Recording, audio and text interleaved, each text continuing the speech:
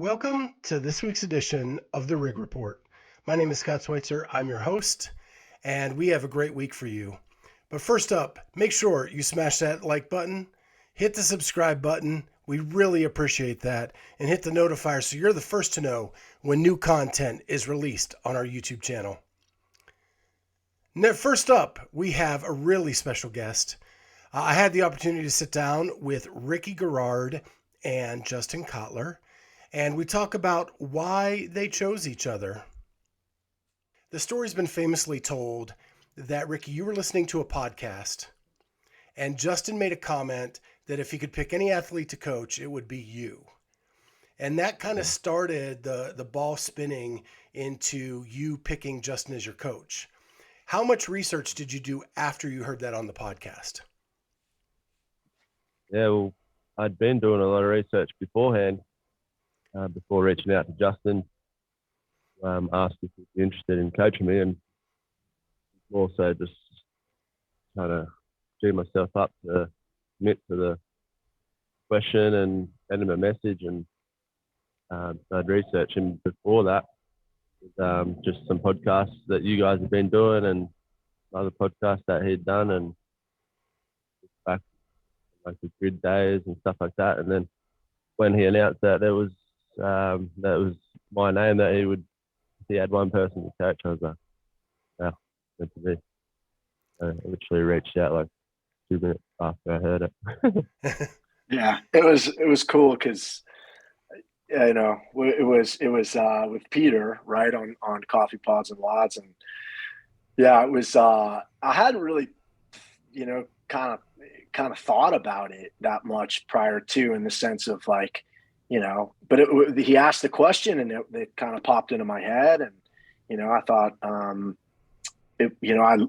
at this point in my career, right, it was kind of like this.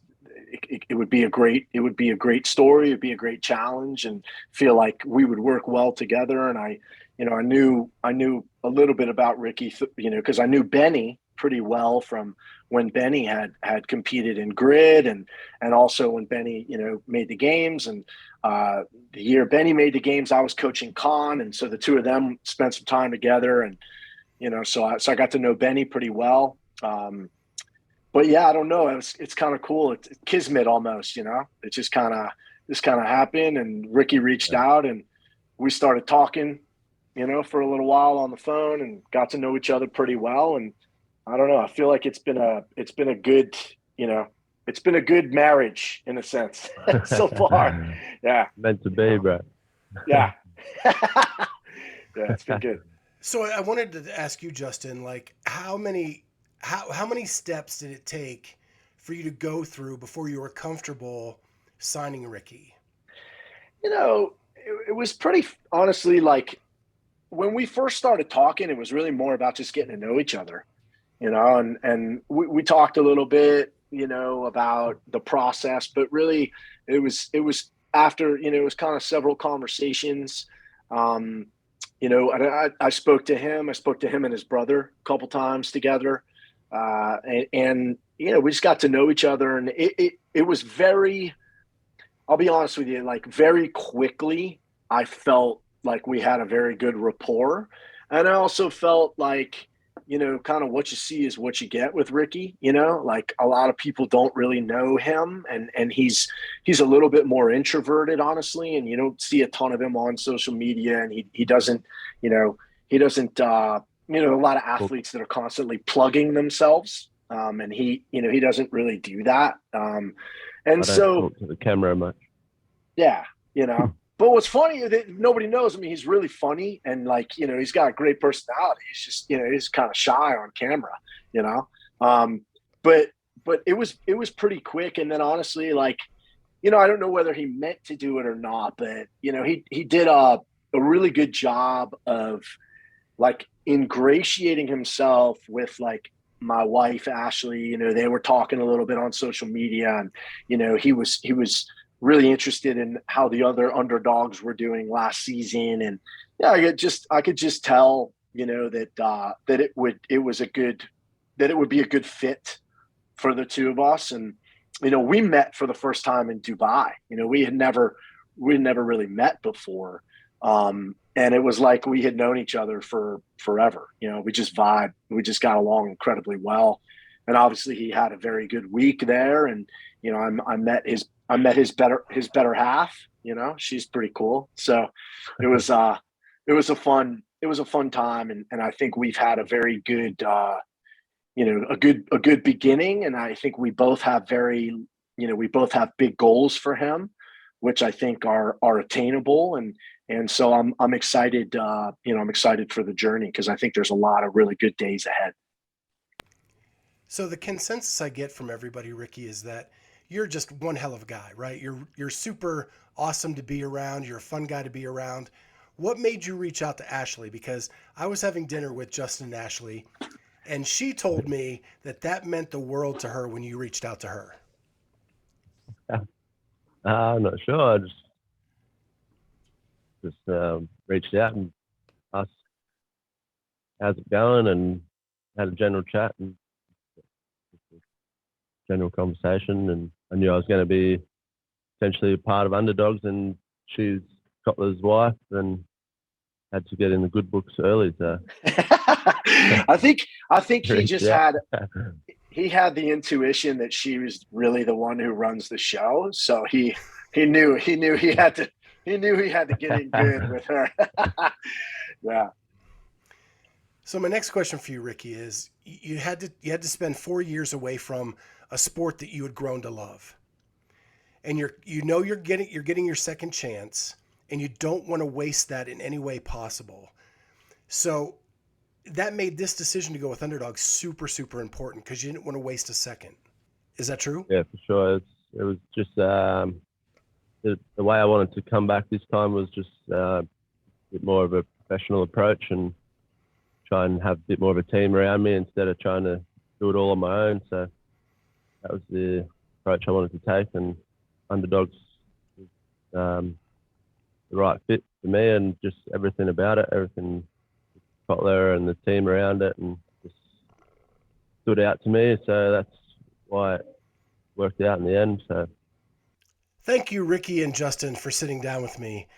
Make sure to check out the full episode with the Clydesdale Fitness and Friends this Monday.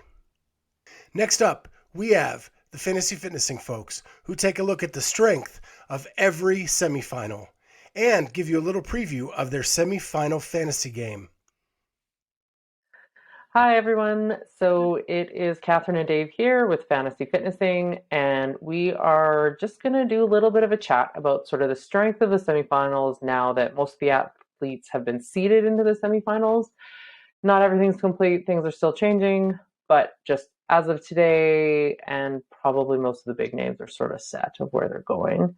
So this is probably a pretty good sort of layout of how strong each semifinal is. So yeah, I'm just going to pass it off to Dave. We're going to look at the relative strength of all 10 semifinals. So do you want to start with the men or the women? Yeah, let's start it off with the men.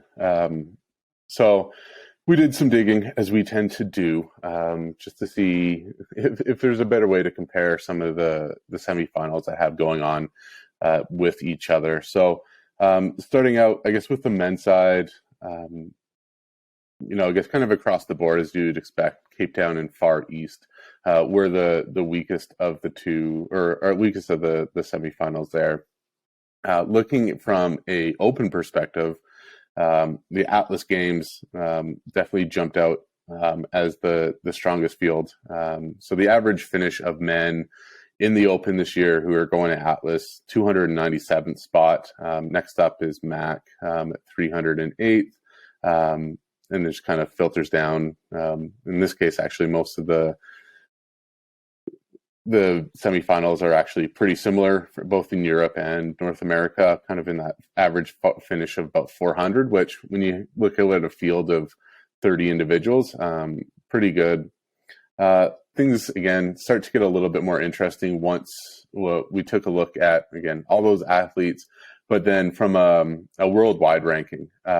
So when we're taking a look at the worldwide ranking from Europe, 110th was the average finish for both strength and depth and lowlands there. So They are, again, the two strongest, but then the North America semifinals are right behind. I think, Syndicate and MAC, both 113, 118 for Atlas and Granite. And then, a couple of the other ones, and one that's kind of sticks out here just because you don't really think of it. The South American sort of the Copa semifinal, was next strongest here with an average finish of 196. So stronger than kind of a general field strength, stronger than, Torian, which has received a lot of hype. South America has an average finish of 196, while, Torian, has an average finish of 237. So, it's interesting to see kind of that play out across the board, just at a larger level. Yeah. And so it's kind of like, in terms of looking at it open and quarterfinals, it doesn't really say that much, but that says a lot that the South American men on average are actually stronger than Torian. Yeah, and by a significant margin too. So like an average of 40 spots. It definitely shows like there's a lot more strength in South America than people give it credit for. Yeah. And then onto the women's side of the semifinals. Yeah, so looking at the women, I think from an open standpoint, the one that really jumps out is strength and depth. So their average open finish was 218th, where next closest was MAC at 314th. So from an open standpoint, strength and depth is, head and shoulders above everybody else. Lowlands was third at 382. Then you have the other North American semifinals coming in at 433 with Granite, and 505 for Syndicate, and 565 with Atlas. Again, similar trends on the women's side, with South America actually being stronger than Torian.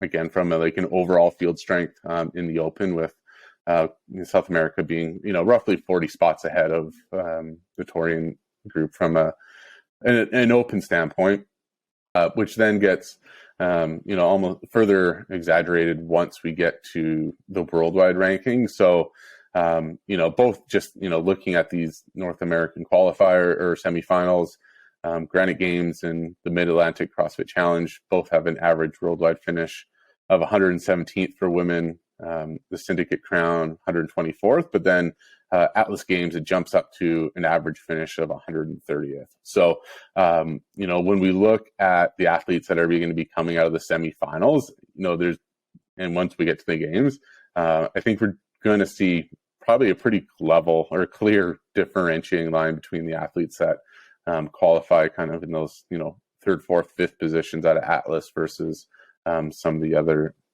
semifinals on the women's side. Yeah, and the interesting thing about Atlas is it has the least number of those four in terms of like registered athletes. So I think most of the backfill spots are going to be loaded into Atlas too. Yeah, that's interesting. So this is just going to grow. Like this discrepancy is going to grow between the two. So again, from CrossFit having one region and a qualifying tournament to get into it, to see this difference is pretty surprising. Yeah, I'm a bit surprised at how this is playing out. Yeah. All right, so that's it for our kind of semi-final preview show and a little strategy for your salary cap games. We're going to be running a salary cap game every week of the 4 weeks with the athletes loaded that are competing that weekend. So you'll get a new team to cheer for each weekend and follow along on the weekend. So make sure you are following us at Fanatasy Fitnessing on Instagram and have an account at fanatasyfitnessing.com, because those are going to be the channels for communication when we kick off those games. So make sure you get logged on. You'll get the notifications of the games are up and roster cutoffs, so you can change things up as you need.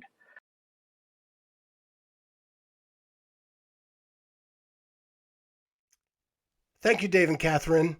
And be sure to check out the Fantasy Fitnessing podcast right here on the Clydesdale Media YouTube channel and wherever you listen to your podcasts. Next up, I had the opportunity to sit down with Arielle Lowen and catch up with her after last year's surprising season and what her goals and aspirations are going into the 22 season. I am here with Supermom Arielle Lowen, Mom Strength, killing it again in the 2022 CrossFit Games season. So happy to have her with me. Thank you, Arielle. Thanks for having me on. I love being on your show, Scott. So I want to kind of recap for people last season. We jokingly say you accidentally made the games last year. Mm-hmm. You were just doing one class a day with some accessory work, and you went to Granite Games and you won. Right. You made it to the games and you finished 14th in the world. Mm-hmm. Now, I think you told me that after you made the games, you upped your training time a little bit from that one class a day. Right. And then after the games, we had you back on our podcast where you said, you think you're going to keep it the same. It worked this year. I want to do it all again next year. Right. So then you went through the off season, had great off season. Mm-hmm. Got to go to Rogue, got to be treated like a cowgirl, got to do all the fun stuff. And then you went to Wodapalooza and you podium. Right. So I just want to get your thoughts over last year real quick, because we've talked about it on the podcast, but I want just a quick synopsis of that. You kind of described all of it. What you didn't describe was just like the emotion I felt all last year of like the surprise of Granite Games, the surprise of doing so well at the games, the surprise of being invited to Rogue, the surprise of going to Wodapalooza and podium. Just surprising myself so much last year, and I just have so much to be grateful for that it just makes me so hungry and excited to do it again, hopefully this year. So I want to go through a few stats. Our friends at Fanatasy Fitnessing have a database of every competition and every event from 2016 forward. Whew. I want to know, did you know this stuff?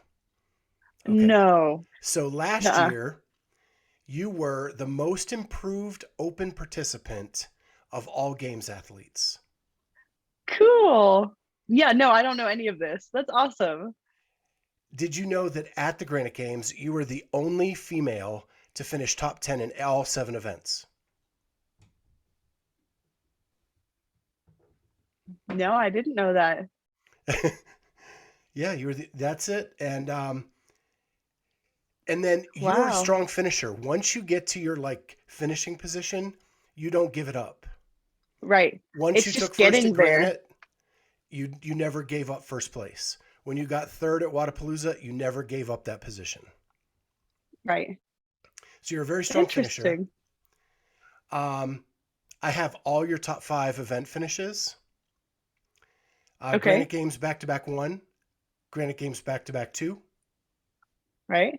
Okay. Wodapalooza Celebrate 10. Yep. Wodapalooza Flipped Off. Yep. Granite Games Earn It. Which one? Oh, yeah. Okay. That was the final event. Granite Games Hang On. Yep. Wodapalooza, the Waza OC Remix. Yep. Okay. And the Rogue Invitational Concept 2. Right. All top 5 I love finishes.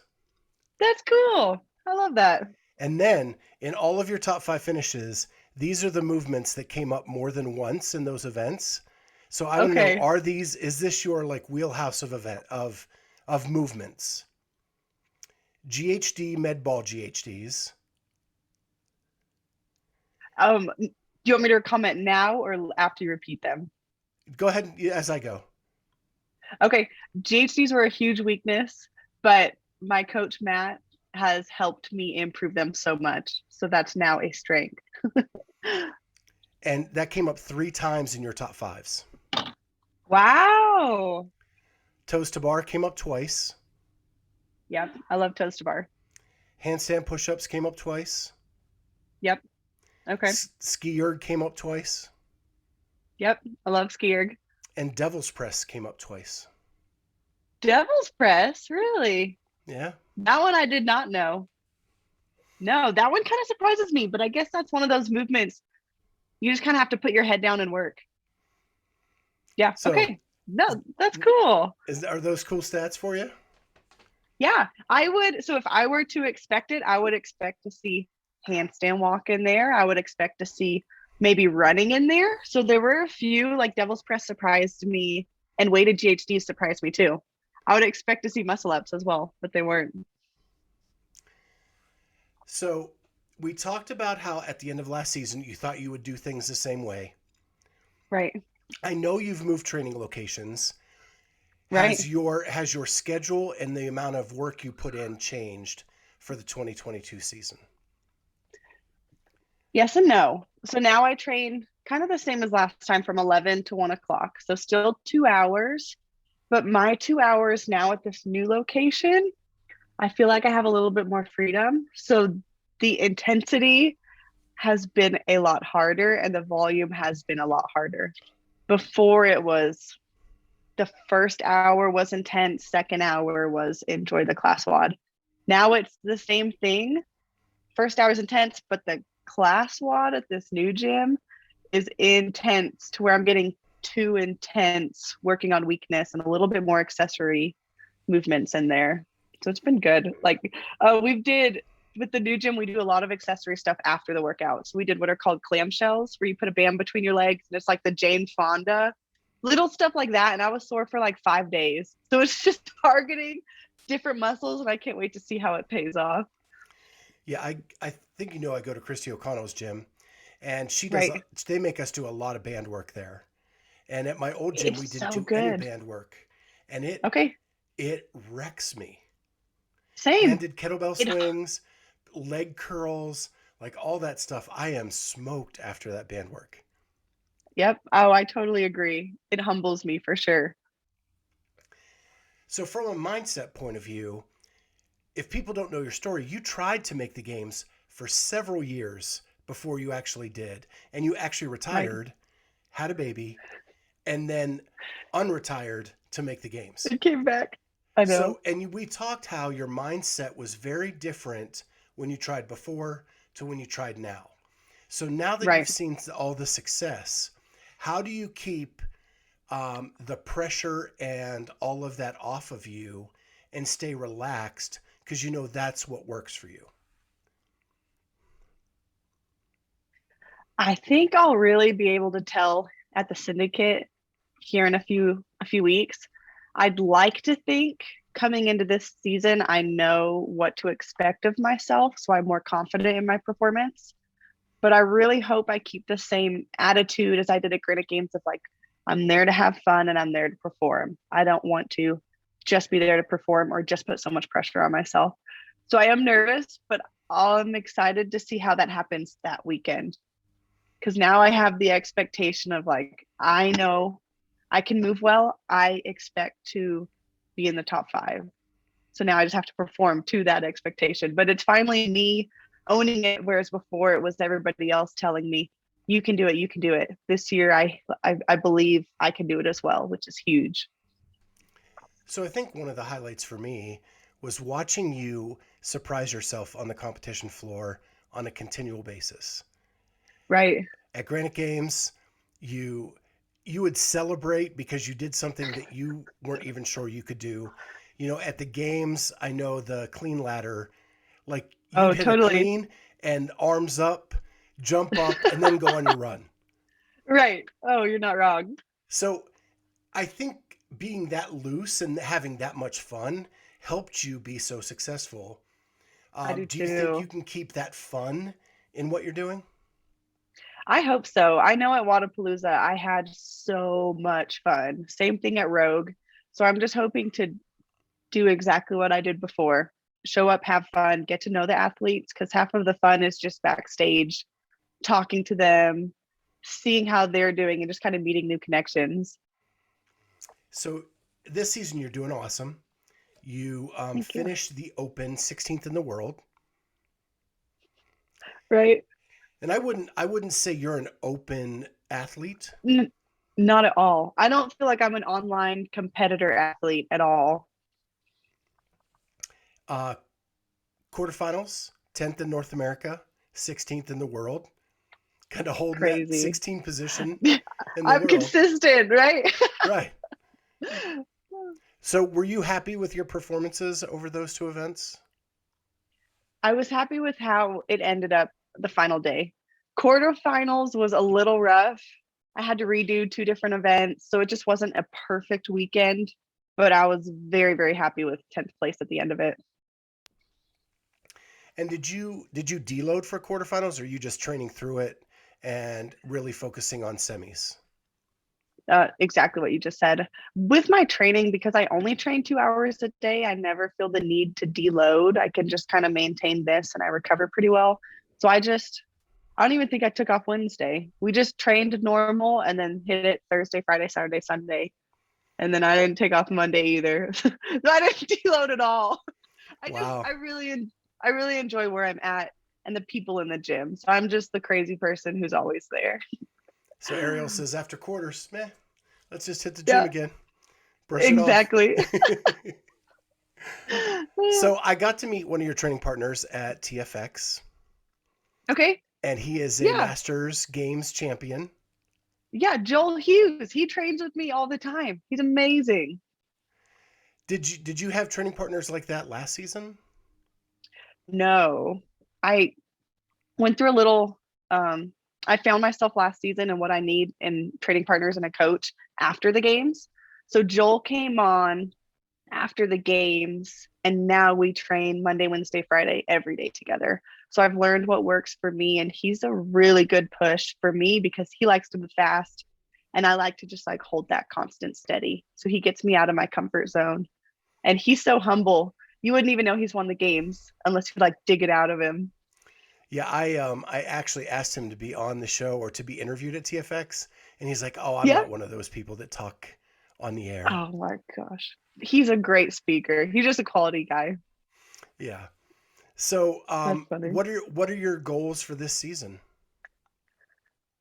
Qualify for the games. If I do that, I'll be ecstatic. And then at the games, I want to start event 1 a competitor. Last year, event 1, I got like 30th place in it. So I just felt like all weekend I was trying to climb up the leaderboard. I want to go into event 1 at the games, be confident that I compete with these girls and compete in front of them. And I think if I do that, I'll end up very nicely and I'll be better than 14th, which I just want to improve every year. And so we're recording this on Good Friday.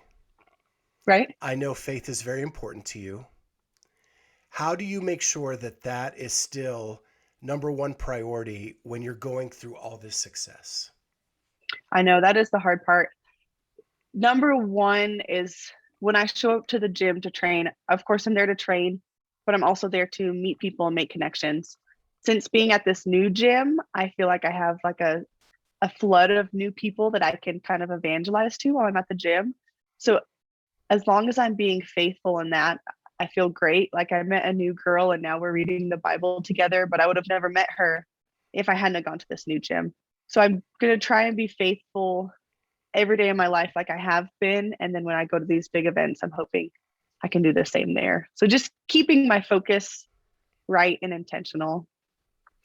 And I know you told stories about last season at the games where you had to give it up to God right before you went on the floor because you were so nervous. I find that to be one of the hardest things to do in my faith. Are you confident that you can continue to do that through this season? I hope so. I had to do it at Wodapalooza. So I feel like I'll never get over that. And I just need to keep reminding myself it's not me. If I rely on me, I'm going to be stressed. I'm going to be anxious. I'm going to be nervous. I just need to give it. And for me, that looks like memorizing Bible verses. And when I'm backstage, I just repeat the truths. I'm hoping to carry that over into this season. Well, thank you so much, Arielle. I hope you and Dylan and your little girl have an amazing Easter. Thank you. I hope you do as well. And we'll talk to you soon. Sounds great. Thank you, Arielle, for sitting down with me. And now we're going to move to the Blues City crew, who look at are there advantages and disadvantages based on the week of semifinal that you have to compete. Thanks, y'all. Welcome to the Little Blues City CrossFit Show's edition of the Rig Report. We've got Taylor Stride and Matt Detman here, alongside myself, Terry Williams. And today we were discussing a little bit of the semifinal schedule in relation to the games for this 2022 season. Matt, you got a little whiteboard up here. We've made some notes to kick things off. Why don't we just get a little quick overview of not the different events, but the different weeks of. Yeah, it's only 4 weeks away, so we're approaching 4 weeks from this weekend as we're recording this. So the first week in May 20th, you got the Syndicate Crown, the new one, the Lowlands Torian Pro. The second week of semis, May 26th to the 29th, is the Mid-Atlantic CrossFit Challenge and the Fittest in Cape Town. Week 3, June 3rd to the 5th, you've got the Far East and then the Granite Games. And then the last week of semis is June 10th through the 12th. You've got Atlas Games, Strength and Depth, and the Copa Sur. So the semifinals take place over a 4-week period. Mm-hmm. You do have the last chance qualifier on June 29th, which is, a little bit closer to the games than I would like if I was competing. But it's neat that you can potentially get some individuals in there that wouldn't have. That maybe just were outside the cusp, but you still. It's actually a little earlier this year than last year. Last year was 4th of July. Yeah. So 4 weeks away. Let's talk kind of what would be the advantage of being week 1 versus week 3 or 4? Yeah, and I think this is kind of interesting because there's advantages that go both ways, right? Right now, the advantage is, if you have been training as a semifinals athlete, as a games athlete, and you're going that first weekend, you're ready to go. But some of these people that maybe squeezed in weren't necessarily expecting to get a semifinal spot or really needed to peak for quarterfinals. Their training is going to be a little bit different. And being that first semifinal weekend is, you're not going to have probably the volume and the repetitions that someone that, is kind of training through quarterfinals might have had.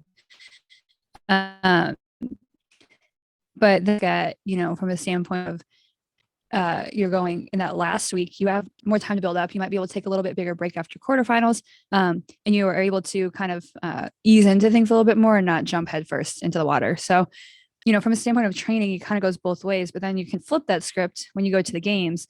If you qualify that first weekend in a semifinal, you have really almost 3 months until the games. Yeah, 2 months. 3 months. Yeah, somewhere in between. A decent amount of time, basically. So from that standpoint, you're able to start doing those odd objects, start doing the running, the outdoor events, the everything that you see at the games that you would never see in semifinals, just because they don't have the space or the ability to test all of those odd implements, odd workouts.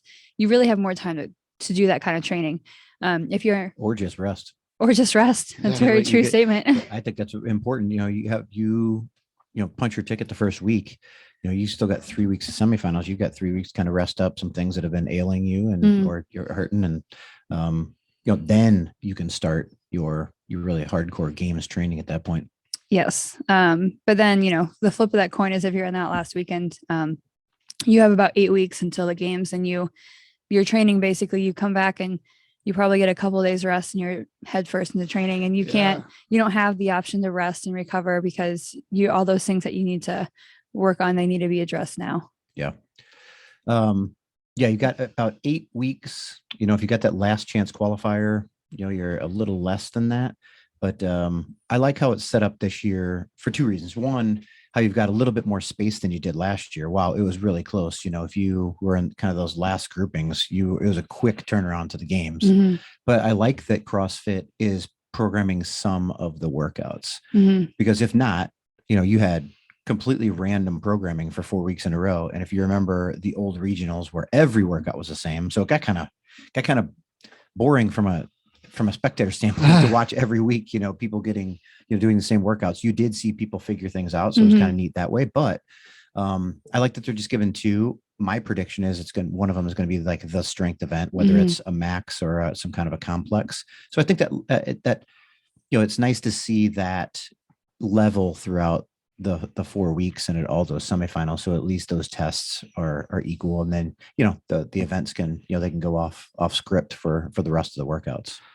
So it almost seems like fair to summarize, and correct me if I'm wrong here, but like if you're sure you're going to make the games, like how, let's say Mayhem Freedom, you want to go in the first week, because if you're not, assuming you're not injured, Mhm. which, but like, and Rich is on record saying like he wants to he's like, hopefully we go first week syndicate, blah, blah, blah. Yeah. Because then you have the most time to prepare for your most important event, Correct. as opposed to going last. Mhm. You have the most time to prepare for semifinals, but the least amount of time to prepare for the games. Yep. If you, like you were saying, maybe a bubble semifinals athlete and you just kind of snuck in, you might want that last week, because then you have that more time to get Mhm. ready for that semifinal and kind of get your wits about you. Mhm. That might be your games. You know, and- hopefully not, but it gives you a lot more time to train and prepare and get set up and travel and stuff like that. So, and you know what? One of the unspoken things about this too is travel and being able to find housing and being able to get flights and all of those kind of things that you don't necessarily think about. And I think that's probably why, you kind of see that Tori and Pro maybe in the first weekend, it's hard for them to get over here. But booking flights, the closer you get to these events, the harder it is to book these flights. And I think we're going to see some of that with some of the events this year as well. Even the semifinals, like right now, they haven't backfilled spots yet to these semifinals, and all these people have to make flights, housing arrangements, all that kind of stuff in a very short, like 4 weeks amount of time. Yeah. Flights can be expensive. Yes. And, from a standpoint with that, it goes back to the games. Last year when we qualified in the last weekend, it was 5 weeks before the games. That was an expensive Airbnb. It was a very expensive Airbnb. And people thought we were crazy for paying that, but there was nothing out there. Totally, and that's, like, what are you going to do? You don't have hotels. You don't have, all hotels are full. What are you going to do? You have to find somewhere to stay. So that's what we did. So you stay half hour away. Yeah. Had to make a couple runs back for some shoes and whatnot. Yeah. So, like the kind of things you don't think about. And it would be nice, somewhat if, CrossFit was holding, maybe rooms at a hotel or something like that for some of these events, just because you do have mass amount of people going there. And when you have such a short period of time to find what you need, obviously a lot of CrossFitters, we need a fridge, we need a microwave, things like that, to kind of make sure that we're eating the food that we need to eat, rather than having to eat out all those meals, things like that. So it would be maybe nice in the future. Hopefully this gets a little more structure, that there's a little more structure to where, with the travel arrangements, things like that, there might be a place for CrossFitters to stay, things where it's not as much of a rush job and everything. So there's advantages and disadvantages to no matter what week of the semifinal you go in, and that comes with the territory. But that's all for us this week, and we will throw it back to you guys. See you. Thank you, Teddy, Taylor, and Matt. And be sure to check out all of the Blues City CrossFit podcast episodes wherever you listen to podcasts. Next up, Type 1 Lifting had the opportunity to sit down with Michel Jean, who is a teen athlete who competed at the CrossFit Games while battling Type 1 diabetes. So I forgot to mention, so during the games, you actually met another diabetic. So what was it seeing another diabetic in the wild? We were like, oh, it's one of us. It's one of me. Yeah. Is it like that? Yeah. It's really like that. Like it was really nice because you finally like see someone that knows the struggle you're living. And during the competition too, like before the run, we talked about like what you did to like manage the run and stuff. So it's really nice to share like what you live, because other athletes don't know at all what you're living. So it's really nice. Yeah, because a lot of people see type 1 as like kind of like type 2 diabetes, because they really don't know the difference. Yeah, because I've had people come up to me and say, oh, how are you diabetic? You're like really fit. Yeah.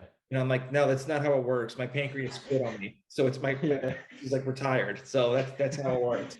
So do you get that too? Yeah, a lot of people are like, why you're diabetic? You ate too much sugar or stuff like that. I'm like, man, shut up. Yeah. So do people come up to you and say, hey, you can't eat that, you're a diabetic? Yeah, a lot. They don't understand that it's not like you're not allergic. It's just like you do choice, but it's not because you can't eat it. It's just because you don't want to. Like you don't understand the difference. Yeah, interesting. So we're obviously being a teenager, like do your levels like go crazy at all, like when you first became a diabetic, or is it now you've gotten to the hang of it that it's like just like completely normal? It's pretty good, I think. it's a the only thing is really during trainings, the Yeah. CrossFit and football. It's all over the place. Nothing works. But when I'm just chill at home, everything's good. But I'm still able to like manage it even with the trainings and stuff. Like Hmm. I think my last A1C was like 5.9 or something like that. Whoa, really? Yeah. Dang, that's awesome. That's impressive. Yeah, so when I first got diagnosed, my A1C was, I think, 11.5. And then I got it within 9 months, I got it down to 5.8. And then another year, I just ate like I ate like an asshole. And so all of a sudden my A1C went up to like 7 or 8. And I'm like, okay, this has got to stop. So I kind of like stopped a little bit and kind of like Okay. been more like, okay, stop eating like an idiot, just eat the same Yeah. thing and be happy. Yeah. I So understand. yeah, do you ever get burnt out at all being a diabetic? What you mean burnt out? Like tired of like doing the same Oh yeah. stuff, like insulin and all that stuff? Yeah, yes. Mostly during like when I work out and it doesn't work because I'm low and I'm high and I just can't do what I want to do. Mm-hmm. That really like that makes me like sad and I'm tired of it, but like Yeah. I can do nothing about it, so I'm not gonna Yeah.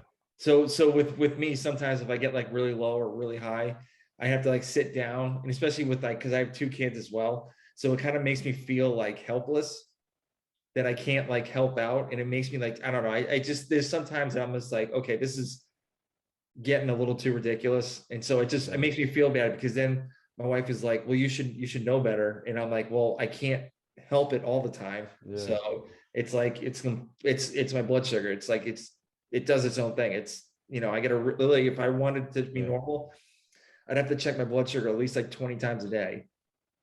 Yeah, same. Like throughout the whole process, were you happy with your results after the game, like when the games were over? No, not really. During the second day, I had a good workout. It was a sled push and clean and jerks, like a sprint. I finished fourth, but I had uh, like a heat stroke. I Yeah. was dehydrated and dehydrated, and so after the workout, I just like passed out. But I finished fourth, so I was happy. But I passed out, and I wasn't able to just stand up. So everybody got me to help me, and I puked and stuff. So they got me to the, The the hot, medical. like the EMT crew. Yeah, and so I missed the man The next workout. yeah that the man I don't know how to say the next workout thing that they explained the next workout. So I missed it and I didn't know what the next day workouts was. So when I went to the warm-up area where they explained it, like my friends told me the workouts, but I didn't really know. So the next day it was a big like a workout with double unders, muscle ups, and ski. And I was like, oh, nice, that's good for me. I think I can do well. And the day before I did well, so I was like really motivated to go hard. But I didn't know that the double unders were on the some grass, and my rope was I my rope broke during the qualifier, so I replaced it with a small cable like that I bought at the store, not even made to for a jump rope. Yeah. So it was fine during the qualifiers, but when I went to on the grass, I wasn't able to do like two double unders in a row. Oh, So that I sucks. was so Oh, pissed off. Like I finished last because I wasn't able to. It was a round of 100 double unders. So I did one round. I don't know how I finished one round, but it was really bad. So that like ended my. yeah, yeah. So obviously, it's a big community at CrossFit. So did you make a good amount of friends during that the whole thing?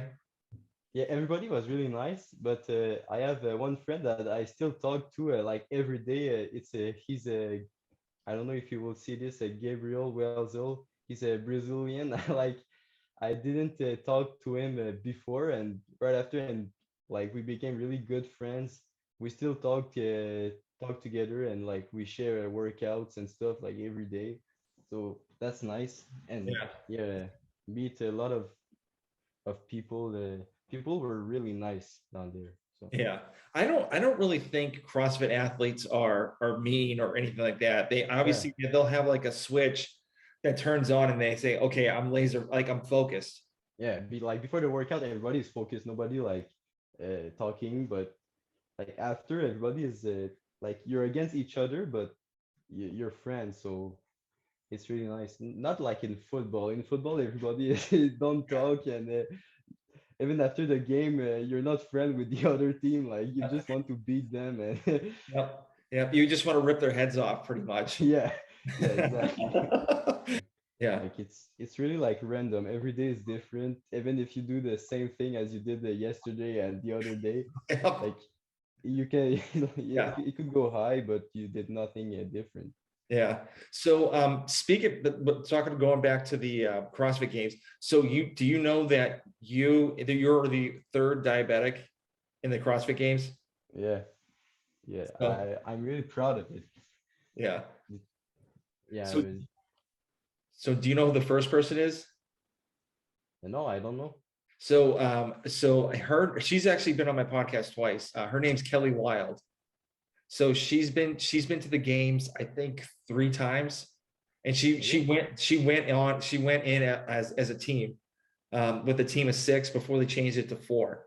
So she was there for 3 years before they changed it to 4. So she's been there. You've been there. Gosh, that other girl's been on my podcast too. I forgot her name. Yeah. So it's just you 3 right now, as far as what I know, because I'm trying to see if there's any other diabetics like that have gone to the games being like in like the master's class or the teenagers, and so far I've only have noticed 3 people. Yeah, I think like I'm really proud because I think it can show other diabetics that it's possible to compete at high level, or not even CrossFit, but also every sports and stuff. So it's like open doors to them to know that you can like do it even with type 1 diabetes. Yeah, and that kind of gets your chest up too. You're like, hey, look what I can do, and you can do it too. So Thank you, Tom. And if you want to hear more from the Type 1 Lifting podcast, you can listen right here on the Clydesdale Media YouTube channel or wherever you listen to your podcasts. Finally, we have Cheryl Nasso, who brings her nutritional expertise to you every week. This week, she talks about nutrition periodization. All right, guys, what's up? This is Coach Cheryl here from FitBody Secrets. And last week, I broke down my nutrition hierarchy. And today, what I want to take you guys through is a little look at nutrition periodization based on goals. So hopefully, if that episode sparked you to start to take a look at your nutrition, maybe you're looking at your overall goals, where you are in life and what you want to achieve. And now it's time to start thinking about, okay, how can I actually start to see some progress? And this is probably one of the biggest problems I see in the world of nutrition and diets and all that types of stuff is people don't really understand that you shouldn't be focusing on nutrition 12 months out of the year. And you definitely should not be working on fat loss 12 months out of the year. So the first thing that I want to talk to you guys about a little bit is the different types of nutrition periodization. I guess I should take a step back and just break down what the heck do I mean by periodization. So essentially what periodization is I want you guys to look at your year as seasons. And just like we have seasons, fall, spring, winter, summer, we have seasons in our nutrition focus points, and that is going to help keep us healthy long-term and also make sure we are actually having good results long-term that are sustainable. So if you are a CrossFit athlete and your season is getting ready for open, quarterfinals, semifinals, in the games, that is it, your in-season period. Vice versa, that might not be you, and I'm going to talk about the differences there and also the similarities. So there are 4 pieces of your season. or your seasons, 4 pieces of your year. You've got your preseason, you've got your in-season, you've got your postseason, and you've got your off-season. If you are a competitor, as I just mentioned, this is going to look like preseason, you're getting ready to ramp up into your season. Season, you're performing at your highest level, your highest output. Postseason, you're looking at recovery, and the off season, that's when you're going to be making your adjustments. Your nutrition should look very much like that. So in the postseason, which is where a lot of people are right now, or they might actually still be in season, your goal at this point should be recovery. So your dietary protocols should be in line with getting you recovered from the stress of your season. This means calorie intake, that second nugget on my hierarchy, should be dialed in at maintenance, if not slightly above some days. For some people, they might be slightly below some days if they are walking around a little bit heavier, a little bit more inflamed. But for the most part, in that postseason, we want to be really, really, really close to calorie maintenance. The volume is going to go down. So if there are a few days that are in calorie deficit, that is also okay.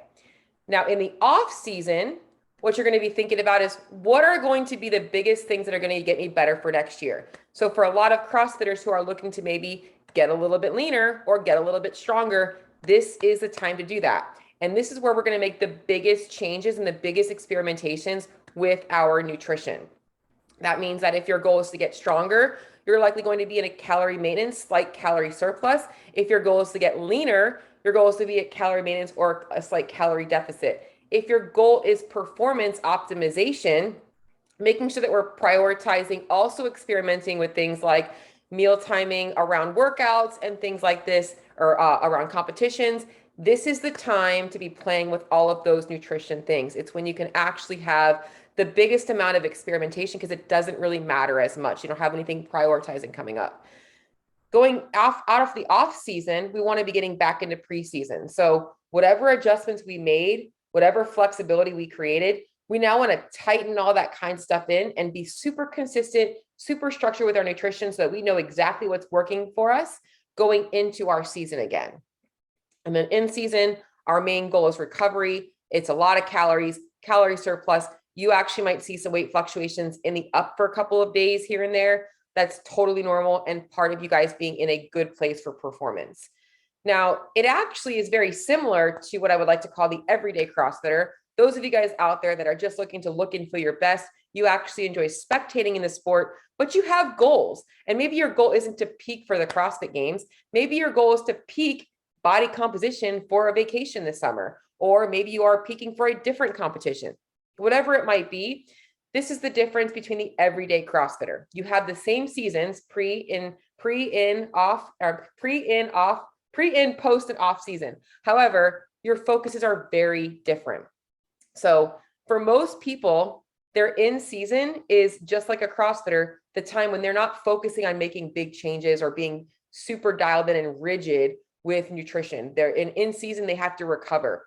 In season for most everyday CrossFitters is going to be the time when you are spending laying on the beach and actually enjoying your life a little bit. That's your in season. So your in season is very different from a CrossFitters, but it's similar in what you're going to be doing.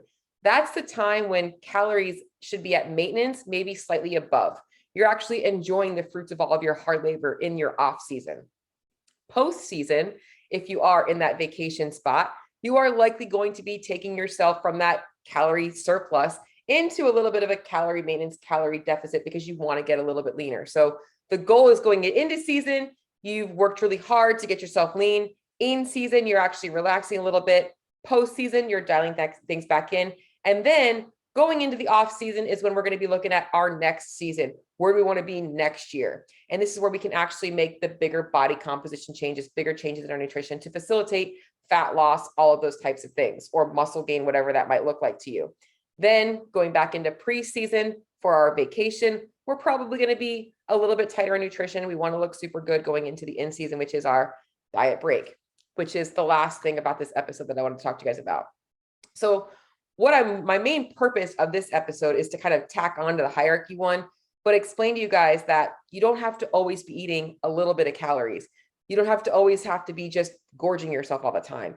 Developing a program and a protocol for your nutrition that builds things in around the year cycled with what your specific goals are or how you want to look and feel at specific times of the year, is a great way to make sure that you actually have an enjoyable experience with dialing in your nutrition. So hopefully that was helpful for you guys today. If you guys have any questions about nutrition periodization or my hierarchy of nutrition, please shoot me a message. Would love to be able to hear from you guys and help you all out. Till next time, see y'all later. Thank you, Cheryl. Educational and fun as always. Thank you so much for listening to this week's Rig Report. Be sure to hit that like button, subscribe to the channel, and hit the notifier so you're the first to know when new content is released. With that, we will see you next time on the Rig Report.